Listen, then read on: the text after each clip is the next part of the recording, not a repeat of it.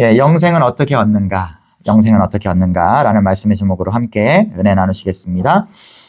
오늘 본문에 한 청년이 등장하고 있습니다. 예, 이렇게 그림을 하나 준비해 봤는데, 이런 장면일 것 같아요. 한 청년이 예수님 앞에 딱 와가지고 무릎을 꿇고 뭔가를 여쭤보는 장면인 거예요. 근데 이 청년이 썩 괜찮은 사람입니다. 예, 부자고요. 그리고 젊다라고 표현되어 있습니다. 젊은 부자. 영앤 리치고요. 그리고 유대 관원이다. 전문직이 아니라 뭐 공무원이라고 할 수 있죠. 고위 관료로 아마 예상됩니다. 예, 권력이 있는 사람이에요. 젊은 데다가 돈도 많고 권력이 있어요. 뭐 빠지는 게 없습니다. 거기다가 인성도 훌륭한 것 같아요. 예수님 앞에 처음 보는 이 유대 청년 예수님 앞에 딱 무릎을 꿇고 여쭤보는 것입니다. 겸손해요. 거기다가 물어보는 질문도요, 세속적이지 않고요. 어떻게 하면 영생을 얻을 수 있습니까? 이런 신앙적인 질문을 하는 거 보니까 신앙도 상당히 좋은 사람 같습니다. 그러니까 대단히 괜찮은 이 젊은이가 예수님 앞에 와서 질문을 하고 있는 것입니다. 1세기 유대 사회에서는요, 부자는요, 하나님께 복을 받은 사람이다라는 관념이 강했습니다. 그리고 가난한 사람들은 하나님께 저주를 받았다, 복을 받지 못했다 이런 관념이 강했습니다. 그러니까 이 유대인들 입장에서는, 지금 이 예수님 곁에 있는 제자들 입장에서는 이 유대 젊은 청년은요, 되게 집안적으로 복을 받은 사람의 가능성이 큰 거예요. 지금 1세기에 젊은 사람이 부자가 될 가능성은 거의 없습니다. 지금처럼 무슨 뭐 주식을 한다던가 뭐 스타트업을 젊은 사람이 한다던가 이럴 가능성이 없지 않습니까? 젊은 사람이 부자다. 그러면 그 시대에는 가문이 좋다라고 보면 되시는 거예요. 그러니까 좋은 가문의 이 부자, 젊은 청년, 그러니까 이 제자들이 바라볼 때 복받은 사람이구나 라는 생각을 하는 것이죠. 율법을 잘 지키고 하나님 앞에서 선하게 살아서 복받은 인생, 그런 것이죠. 근데 오늘 예수님과 이 대화를 보니까요, 제자들을 좀 깜짝 놀라게 하는 그런 내용들이 나오고 있는 거예요. 자, 한번 제가 오늘 우리가 읽은 이 본문의 내용, 이 유대 청년과 예수님의 대화 내용을 좀 정리해 볼게요. 먼저 이 청년이 와서 예수님께 이렇게 물어봅니다. 선한 선생이요. 오늘 본문에서 그냥 선생이요 하지만 다른 병행 본문에서는 선한 선생이 이렇게 물어봅니다. 어떻게 하면 영생을 얻을 수 있습니까? 이런 질문을 해요.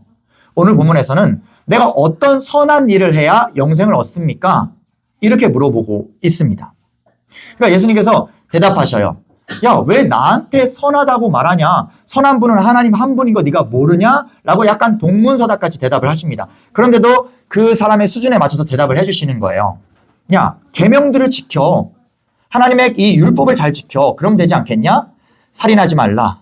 간음하지 말라. 도둑질하지 말라. 그리고 네 부모 공경해라.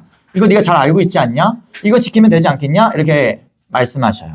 그러니까 이 청년이 제가 그것을 잘 지키고 있습니다 라고 대답하는 거예요. 심지어 다른 본문에서는 내가 어려서부터 잘 지키고 있습니다, 이런 얘기를 하고 있는 거예요. 그러니까 예수님께서 이렇게 말씀하셔요. 야, 딱 하나 부족한 게 있다. 좋은데 하나 부족한 게 있다. 네 재산을 다 팔아서 가난한 사람들에게 나눠주고, 그리고 너는 나를 쫓아라. 나의 제자가 되어라. 라고 말씀하시는 거예요. 그러니까 이 부자 청년이요, 근심하며 돌아가는 것입니다. 이게 이야기의 전말입니다. 이 부자 청년이 야심차게 와서 예수님께 어떻게 하면 영생을 얻습니까? 라고 질문했는데 영생을 얻지 못하고 근심하며 돌아가게 되는 것. 그것이 오늘 이야기의 전말인 것이죠. 그러고 나서 예수님께서 이렇게 말씀하셔요. 제자들을 바라보시면서 안타까운 마음으로 그 떠나가는 아마 부자 청년의 뒷모습을 바라보시면서 말씀하신 것 같아요. 야, 부자가 천국에 들어가는 게 너무너무 어렵다 말씀하셔요. 제자들이 흠칫 놀랍니다. 왜냐하면 앞서 말씀드린 대로 부자는요, 하나님께 복받은 사람이에요.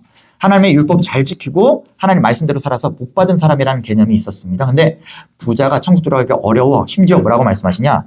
본문을 한번 볼까요? 24절에 낙타가 바늘귀로 들어가는 것이 부자가 하나님 나라 들어가는 것보다 쉽다라고 말씀하셔요. 여러분, 낙타라는 동물 아시죠? 직접 보신 적 있으세요? 커요, 엄청. 그죠? 엄청 큰데 바늘귀 아세요? 우리 자라나는 친구들 모르죠? 이 얇은 이 조그만 바늘에 실을 이렇게 껴 넣는 그 구멍을 바늘귀라고 합니다. 지금 우리 엄마 아빠만 돼도요, 눈이 어두워서 잘 못 껴요.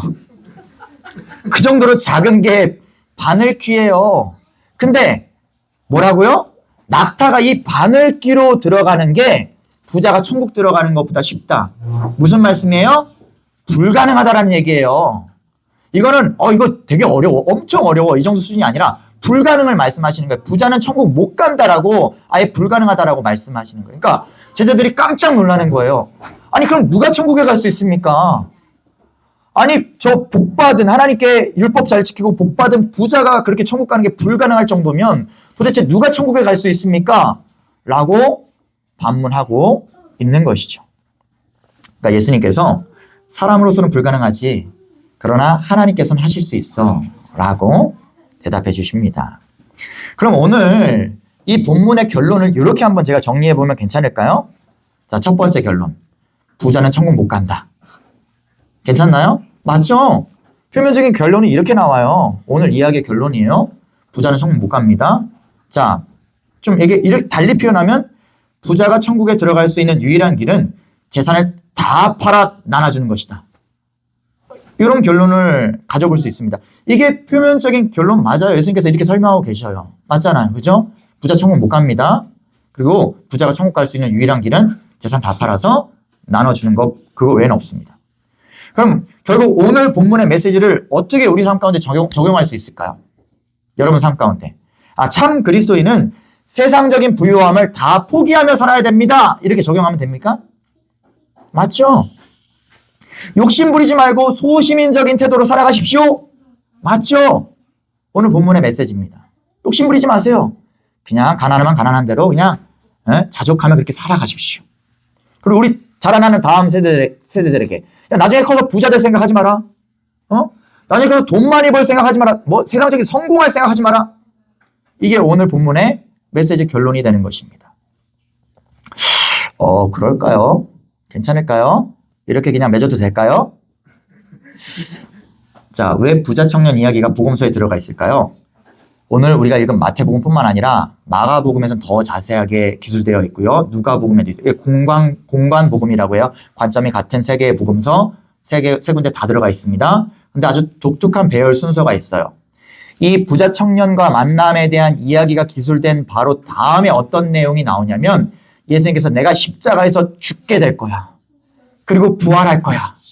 내가 죄인인 너희를 살리기 위해서 십자가 순환을 받게 될 거야 라는 순환 예고를 바로 이어서 하셔요. 세계 복음서가 동일하게 그렇게 배열하고 있어요. 그리고 예루살렘으로 마지막 입성을 하신 장면이 이어집니다. 뭐예요? 오늘 예수님께서 우리를 구원하시기 위해서 우리에게 영생을 주기 위해서 그 일을 구속사를 진정으로 이제 수행해 가실 것인데 그에 앞서서 영생이 무엇인지를 우리에게 직접적으로 알려주고 있는 비유의 이야기라는 거예요. 이 부자 청년을 통해서 영생을 어떻게 얻는 것인가를 직접적으로 이야기로 설명해 주고 계신다라고 보면 되는 것이죠. 그러니까 오늘 본문의 이야기는요. 이렇게 가면 안 돼요. 부자 vs 가난한 자? 이거 아니에요. 천국은 가난한 자가 간다. 부자는 못 간다. 이거 아니에요. 전 재산을 소유할 것이냐, 전 재산을 기부할 것이냐. 이거 말하고 있는 거 아닙니다. 이걸 통해서 천국 가고 천국 못 가고 이게 아니에요. 오늘 본문의 메시지는 뭐예요? 오늘 설교 제목처럼 어떻게 해야 영생을 얻을 수 있는가? 어떻게 하면 영생을 얻는가? 이게 오늘 부자 청년 이야기의 핵심적인 주제다라는 것입니다. 그래서 오늘 이야기를 쭉 한번 진행해 가시면서 어떻게 하면 우리가 영생을 얻을 수 있는가를 한번 파악해 보겠습니다. 자, 첫 번째 16절에서 이 부자 청년이 예수님께 뭐라고 말합니까? 선생님이요, 내가 무슨 선한 일을 해야 영생을 얻으리까? 이렇게 물어봐요. 다른 병행 본문에서는 선한 선생님이요, 내가 무엇을 해야 영생을 얻겠습니까? 그러니까 이런 거예요. 당신은 제가 쭉 당신이 말씀하시는 걸 이렇게 들어보니까 귀동냥으로 이런 당신이 이런 말을 했다 들어보니까 당신은 상당히 선한 분이시군요. 이 말은 뭐냐면 유대사회에서 율법을 잘 지키는 분이군요. 하나님 말씀조차 살아가는 사람이군요. 어쩌면 나보다 더 선한 사람이겠군요.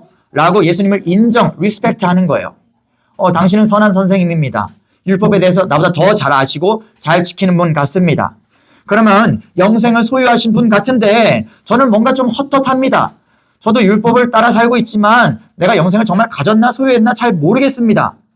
어떻게 하면 영생을 소유할 수 있습니까? 어떤 선한 일을 하면 얼마나 더 율법을 잘 지키면 영생을 소유할 수 있습니까? 이렇게 질문하고 있는 것입니다. 이게 뭐냐면 상대적인 선을 통해서 구원받을 수 있다라는 착각을 지금 가지고 있는 거예요. 내가 상대적으로 착하게 살면, 상대적으로 다른 사람들보다 율법을 잘 지키고 살면, 상대적으로 다른 사람들보다 하나님 말씀을 더 잘 지키고 살면 그럼 구원받을 수 있다라는 착각을 하고 있는 거예요. 그리고 또 뭐예요? 내가 알기만 하면 나 영생 소유할 수 있어. 내가 당신이 알려주기만 하면 나도 그거 할 수 있어. 당신처럼 해낼 수 있어.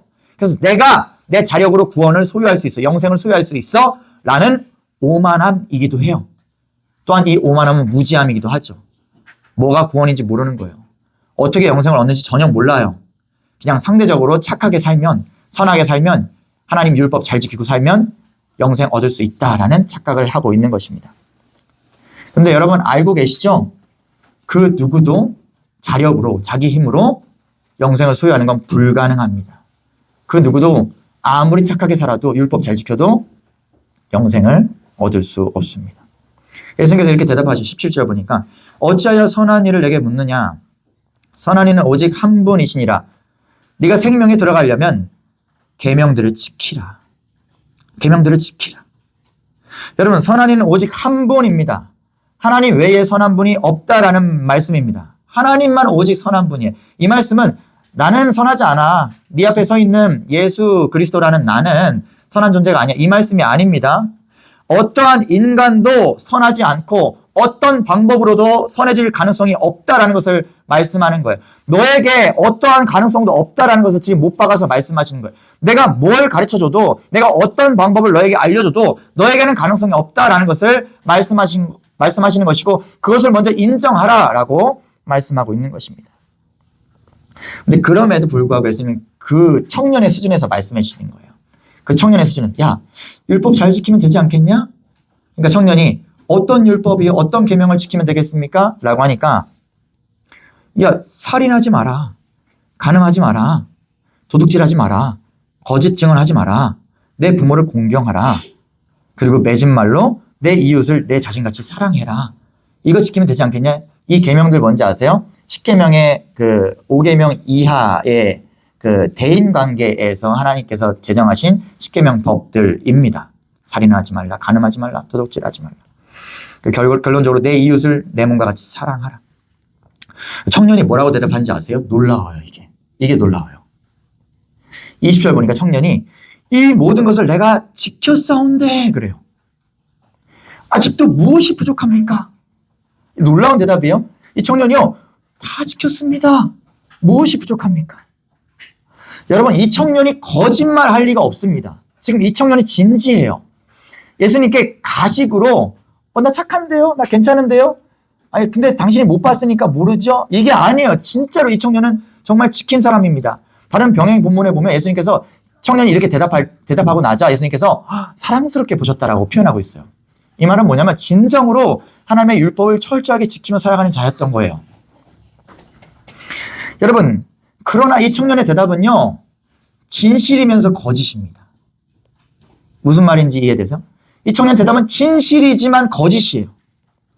여러분, 예수님께서 이 하나님 나라에 대해서 설명하시는 이 산상수훈, 마태복음 5장으로 거슬러 올라가면 하나님의 율법, 이 계명이 어떤 것인지 그 진위를 설명해 주시는 장면이 나옵니다.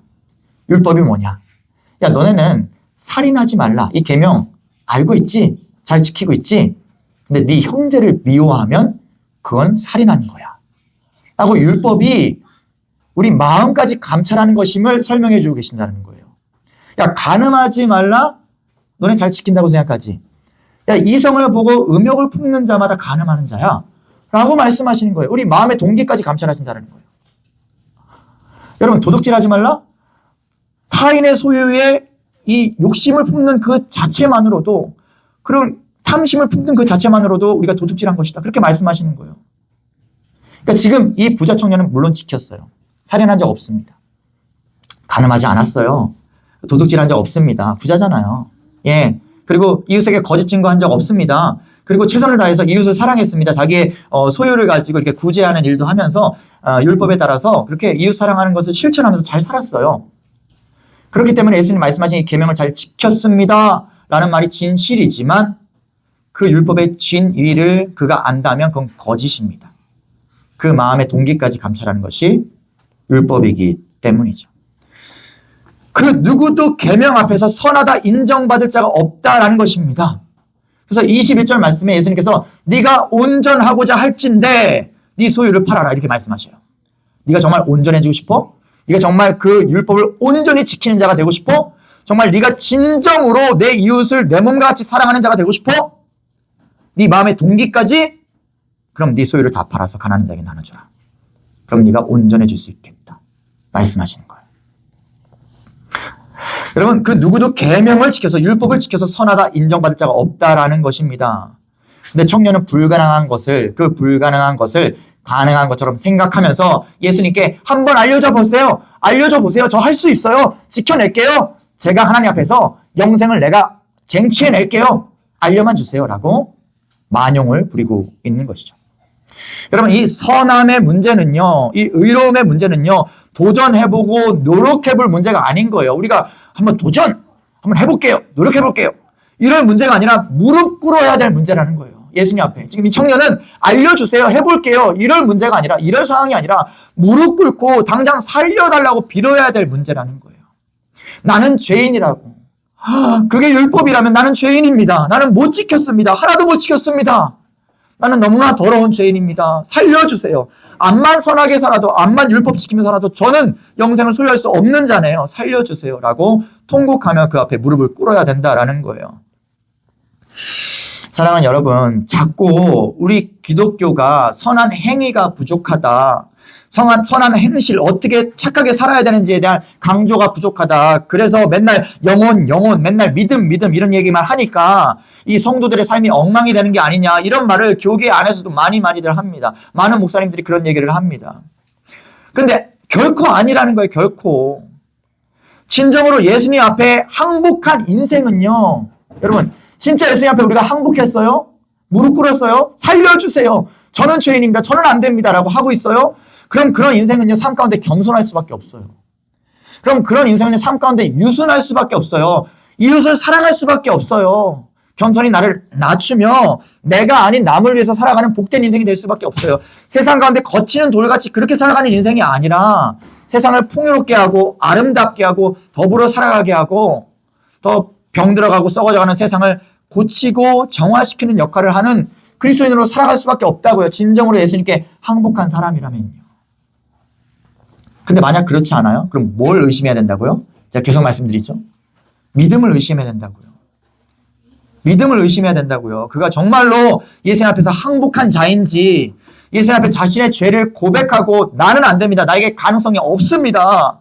살려주세요라고 주님 앞에 무릎 꿇은 자인지, 예수 그리스도를 주와 그리스도로 고백하고 믿는 자인지를 봐야 된다고요. 삶이 엉망이라면. 근데 자꾸 우리는 거꾸로 가는 거예요. 자꾸 좋은 행실을 많이 안 가르쳐줘서 그렇대요. 부자 청년처럼 어떤 선한 일을 해야 내가 영생을 얻습니까? 이거 안에서 이 교회가 병들고 성도들이 삶의 엉망이라고 자꾸 그렇게 거꾸로 가는 거예요. 아니에요. 무릎 꿇고 항복하면 선한 삶이 시작되는 것입니다. 여러분, 나의 모습 가운데 부자 청년의 모습을 한번 발견해 보십시오. 우리로서 불가능한 것들을 내가 할 수 없어요. 어떻게 선하게 살아요? 우리가 어떻게 거룩하게 살아요? 우리가 어떻게 아이들에게 좋은 부모가 돼요? 우리가 어떻게 남편에게 아내에게 좋은 배우자가 될 수 있어요? 어떻게 세상 가운데 좋은 이웃이 될 수 있어요? 안 돼요. 우리에게서 가능성을 찾으면 안 된다는 거예요. 불가능한데 내가 한번 잘해볼 수 있을 것처럼 그렇게 생각한다는 거예요. 그래서 주님께 이렇게 구하는 거예요. 어떻게 하면, 그렇다고. 어떻게 하면 내가 인생을 좀 잘 살아갈 수 있을까요, 예수님? 어떻게 하면 좀 남들처럼 괜찮은 사람이 제가 될 수 있을까요? 어떻게 하면 내 가정을, 내 자식을 번듯하게 키울 수 있을까요? 어떻게 하면? 알려만 주세요. 인생의 나침반을 알려만 주세요. 그럼 내가 해낼 수 있어요. 여러분, 우리가 예수님 앞에 진정 구해야 할 것은요, 어떻게 하면이 아니라, 어떻게 하면이라는 방법론이 아니라 그냥 살려달라고 비는 거예요. 살려달라고. 주님 살려주세요. 저는 안 돼요. 저에겐 아무런 가능성이 없어요. 율법 앞에서의 나의 이 흉악함과 무능함을 인정하고 항복해야 되는 거예요. 살려달라고 빌어야 되는 거예요. 그때 예수님의 십자가 대속의 은혜가 나에게 의로 다가오는 것입니다. 그제서야 한 줄기 빛이 나에게 비춰지는 것입니다. 선함의 가능성이 착하게 살아갈 가능성이 그제서야 내 삶 가운데 시작된다라는 거예요. 무릎 꿇고 항복할 때요. 사랑하는 성도 여러분, 기억하시기 바랍니다. 나에게 가능성 없습니다. 나는 선한 일을 할 가능성이 없습니다. 나는 세상 가운데 옳게 살아갈 가능성이 없습니다. 내가 이루고 싶은 그런 이상적인 삶의 형태 나는 구현하지 못합니다. 그거 빨리 인정하세요. 그리고 주님 앞에 무릎 꿇으십시오. 항복하십시오. 저는 안 됩니다. 주님께서 저를 죽여주시고 주님께서 살아주십시오. 이 방법밖에 없다는 사실을 기억하시기 바래요. 예, 예수님께서 이렇게 말씀하셨죠. 야, 너에게 한 가지 부족한 게 있다. 부자 청년아. 네 소유를 다 팔아서 21절 다시 한번 볼까요? 네 소유를 팔아서 가난한 자들에게 주라. 그리하면 하늘에서 보화가 내게 있으리라. 그리고 와서 나를 따르라. 그러니까 22절에서 그 청년이 재물이 많음으로 이 말씀을 듣고 근심하며 가니라. 재물이 너무 많은 거예요. 너무 부자인 거예요. 근데 이걸 어떻게 다 처분해요? 어떻게 다 팔아서 가난한 자 줘요? 여러분, 지금 이 21절, 22절 말씀에서 부자 청년의 마음 중심에 뭐가 보이세요? 뭐가 이 청년의 중심에 있는 것 같아요? 마음 가득한 중심에. 뭐가 있는 것 같아요? 가리고 있어요. 영생을, 어떻게 하면 영생을 얻겠습니까? 무릎 딱 꿇고, 이렇게 참한 청년이 와가지고, 어떻게 하면 영생을 얻겠습니까? 제가 율법을 다 지키고 있습니다. 근데 이 중심에, 다 감추고 있는데 중심에 뭐가 보여, 지금? 재물이 보이죠. 재물이 보입니다. 이 청년 마음 중심에 이 청년이 가장 가치 있게 생각하고 있는 것은 영생이 아니라 재물이라는 거예요. 청년이 지금 가장 사랑하는 것, 가장 의지하고 있는 것, 재물입니다. 그게 이 청년의 마음의 우상인 거예요. 지금 예수님께서 그걸 보시는 거예요. 우리 예수님께서는 우리 심령 폐부를 감찰하십니다. 우리의 심중, 심저, 심곡을 보고 계셔요. 그러니까 모를 수가 없어요, 예수님께서. 이 부자 간원이 아무리 그럴싸한 말로 이렇게 포장을 하고 있어도요, 그 마음 깊은 곳에 뭐가 있는지 모르실 리가 있겠습니까? 자기를 따르는 모든 사람들에게 예수님께서 야, 재산 다 팔아서 나눠주고 따라라 이렇게 하지 않았어요. 지금 부자 청년한테만 꼭 집어서 그런 말씀 처음 하시는 거예요. 한 개인에게 말씀하신 건 처음이에요. 네 재산 다 처분해서 나눠주고 나를 따라라. 이런 말씀 딱 이 부자 청년에게만 하신 거라고요. 누구에게도 직접적으로 이렇게 말씀하시지 않았습니다. 여러분, 다른 부자 관원 중에 니고데모라고 하는 사람이 있었어요. 아세요? 예수님 밤에 가만히 찾아와가지고 영생에 대해서 예수님과 토론한 사람이 있습니다. 근데 이 니고데모도 관원이고요. 사내들이 공회원이고요. 부자입니다. 근데 이 사람한테는 야, 네가 영생을 얻으려면 네 재산 다 팔아야 돼. 이렇게 절대 말씀하지 않았어요. 네가 물과 성령으로 거듭나야 된다라고 말씀하셨어요. 그러니까 예수님 뭐냐면 그 심중을 보고 계시는 거예요. 거기에 네 우상이 뭐냐? 네 마음 가운데 그 핵심이 뭐냐? 네 우상이 뭐냐를 보고 계시는 거예요. 그 우상을 지금 예수님께서 끄집어내려고 하고 계시는 거예요. 여러분, 부자 삭개오 만났을 때도 예수님께서 그렇게 야, 네 재산 다 팔아 처분하고 나 따라라 이렇게 하지 않았어요. 예수님께서는 그 중심에 뭐가 있는지 보신다고요. 여러분, 아브라함이 그 마음 중심 가운데 100세에 얻은 아들 이삭이 가득하니까 하나님께서 뭐라고 명령하셔요? 네 아들을 바치라. 모리아 산에 가서 네 아들을 제물로 바치라. 여러분, 우리 주님께서는요, 우리 심령 골수를 찔러 쪼개십니다. 그리고 그 안에 우리가 감추고 있는 우상을 밝히 드러내시는 거예요. 그거 제거하지 않으면 영생을 소유할 수 없다라고 말씀하고 있는 것입니다. 지금 오늘 부자 청년은 그 심령 깊숙한 곳에 재물이 있는 거예요. 그게 그의 가장 지고의 가치인 거예요. 그게 그의 우상인 것입니다. 오늘 청년은 말로는 영생의 목적인 것처럼 말하고 있지만 그 영생에 큰 가치를 두고 있지 않습니다. 그냥 옵션 정도로 영생 내가 얻고 싶은데 나 부족한 게 없는데 영생을 확실하게 소유한 사람으로 살아가고 싶은데 그거 어떻게 하면 됩니까?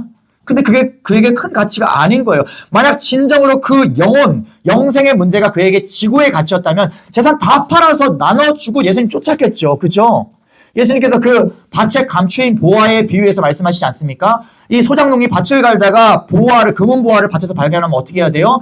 가만히 묻어둔 다음에 주인에게 가서 자기 막 집 팔고 땅 팔고 소 팔고 다 해가지고 친척들 돈까지 다 끌고 모아가지고 그 땅 제가 사겠습니다 해야 되는 거. 웃돈까지 얹어둬서 그 땅 사는 거 아닙니까? 왜요? 보화를 그 땅에서 발견했으니까. 그 땅 내 소유가 되면 그 보물까지 내 거 되니까. 이게 하나님 나라라고 비유로 예수님께서 말씀하시잖아요. 만약에 정말 하나님 나라의 영생의 가치를 우리가 알았다면요, 내가 갖고 있는 그 내 안의 우상 팔아버리는 거예요. 치워버리는 거예요. 왜? 그게 가장 지구의 가치라는 걸 알게 됐으니까요. 근데 이 부자 청년은 어떻게 합니까? 근심하며 떠나갔습니다. 뭡니까? 재물이 자기에게 더 지구의 가치입니다. 영생은요, 그게 큰 가치가 아니었던 거예요. 그래서 예수님께서는 그 핵심을 찌르시는 것입니다. 네 마음에 감춰놓은 그 우상 버려야 네가 산다. 여러분, 오늘 청년처럼 대부분의 사람들이 이 문제를 가지고 있는 거예요. 이 우상을 가지고 있는 거예요. 대부분의 사람들이 돈 문제죠. 그죠? 청년처럼.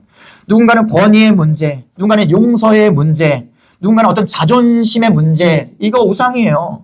어떤 관계의 문제, 어떤 자녀의 문제, 우상이에요. 예수님께서 그거 갖다 바쳐라. 그거 치워라. 그거 팔아 치워서 나 쫓으라. 그거 아니면 너에게 영생이 없다라고 말씀하시는 거예요. 그 우상 버리지 못하면 주님을 따르는 게 불가능합니다. 여러분 마음을 한번 돌아보세요. 여러분 좀 이거 오해하지 마십시오. 나는 부자가 아니니까 나에겐 그럴 가능성도 없겠다. 다행이다. 아니요. 누군가는 그렇게 말하겠죠. 저는 물질이 부자 되는 거 원하는 거 아닙니다. 저 부유하게 되는 거 원하는 거 아니. 그냥 단지 좀 평범하게 그냥 괜찮게만 살 수 있으면 그것만 해줬으면 좋겠다라고 하나님께 간구하는 것이고, 그것을 위해서 좀 하나님께 구하는 거예요. 누군가는 말씀할 수 있습니다. 여러분, 근데 이것은 단지 큰 물질, 그러니까 부자가 아니면 그러면 예수님의 지적으로부터 자유로울 수 있다, 이런 말씀이 아닙니다. 우리가 바라는 게 작은 거니까 그냥 좀 괜찮게 사는 정도, 평범하게 사는 정도로만 물질을 주세요 라고 여기고 있으면 이게 우상이 아니다라는 게 아닌 거예요.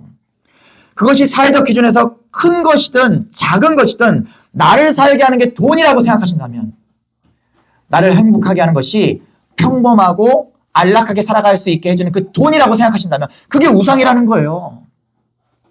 이게 엄청 빌 게이츠처럼 부자 되게 해주세요 이렇게 기도하지 않는다고 해서 나는 우상 숭배 안 하는 게 아니라고요. 하나님, 나는 왜 이렇게 안락하게 살아갈 그 돈도 없습니까? 나는 왜 평안하게 살아갈 그 돈도 안 주십니까? 라면서 이 돈에 매여 있다면 그 작은, 남들이 볼 때 그 작은 것이라도 그게 우상이라고요. 부자 청년과 똑같은 올무에 걸려 있는 것이라고요. 예수님께서 그거 안 된다, 그거 버려야 된다라고 말씀하고 계십니다.